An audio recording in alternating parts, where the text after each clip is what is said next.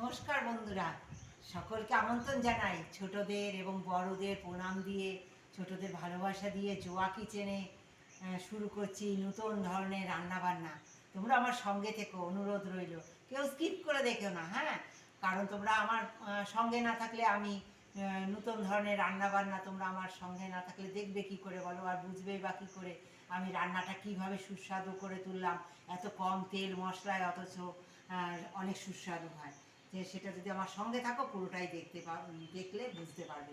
এই দেখো, ডাল নিয়েছি মুগ আর মুসুর, হ্যাঁ, আর নিয়েছি সজনে পাতা। হ্যাঁ, এই দেখো, এই মুগ মুসুর আর ডাল এখন আমি সুন্দর ধুয়ে নেব, তোমরা দেখো। আর এই দেখো, এই যে সজনে পাতা যেন বাছার একটা বিশেষ ব্যাপার আছে।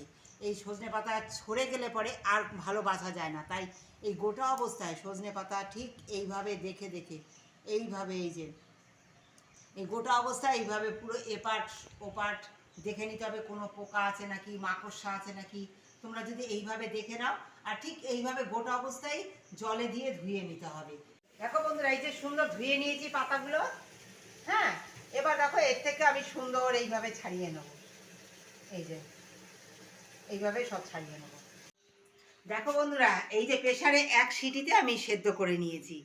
আর কোনো রকম এটা লদা হবে না। তোমরা যদি একটা সিটি বা হাফ সিটি মারো, তাহলে ডাল সুন্দর গলে যাবে। হ্যাঁ, আর সময়ও কম বাঁচাতে হবে, আমাদের খরচাও কম বাঁচাতে হবে, তাই আমরা এইভাবে করি।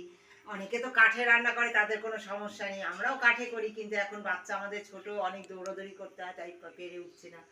আর দেখো, এইবার আমি সজনে পাতাটা আলাদা সেদ্ধ করবো। সজনে পাতার ভীষণ কষ, এটা যদি একসঙ্গে সেদ্ধ করে না, ডাল এত সুন্দর কখনোই সেদ্ধ হবে না। তোমরা কেউ করো না, হ্যাঁ? তাই জন্য আমি বারবার বলছি, আমার স্কিপ করে তোমরা দেখো না, হ্যাঁ, ভিডিওটি। এই যে এবার সজনে পাতা সুন্দর করে তোমরা দেখেছো ধোয়া। এবার এই যে জল নিয়েছি সামান্য, হ্যাঁ, এর মধ্যে দিয়ে দেবো, আলাদা করে সেদ্ধ করে নেবো। এই যে আমি সজনে পাতাটাকেও এই যে সুন্দর সেদ্ধ করে নিয়েছি। এবার এই যে সেদ্ধ ডালের মধ্যে আমি সুন্দর দিয়ে দিলাম, দিয়ে মিশিয়ে দেবো। দিয়ে দেবো, তেল গরম হয়ে গেছে, রাঁধুনি, গোটা শুকনো লঙ্কা। ডালে যেহেতু আমরা বেশি ঝাল খাই না, হ্যাঁ, বৌমার কোলে বাচ্চা, তাই আমরা ডালে বেশি ঝাল খাই না।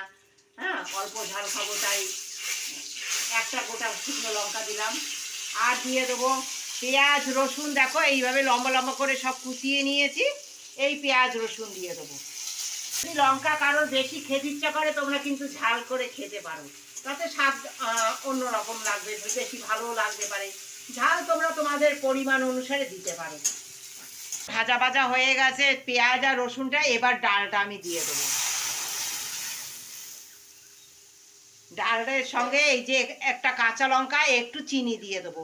কারণ কি বলো তো, সজনে পাতা একটু কষকষ হয়, তো তোমরা স্কিপও করতে পারো।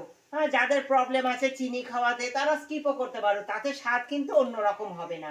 হ্যাঁ, স্বাদ ঠিকঠাক থাকবে।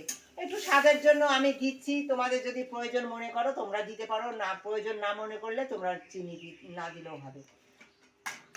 একটু কাঁচা লঙ্কা একটা দিয়ে দিলাম নামাবার আগে, আর একটু চিনি দিয়ে দিলাম, দিয়ে ফুটিয়ে নেব। তৈরি হয়ে যাবে আমার সুস্বাদু সজনে পাতার স্বাস্থ্যকর রেসিপি।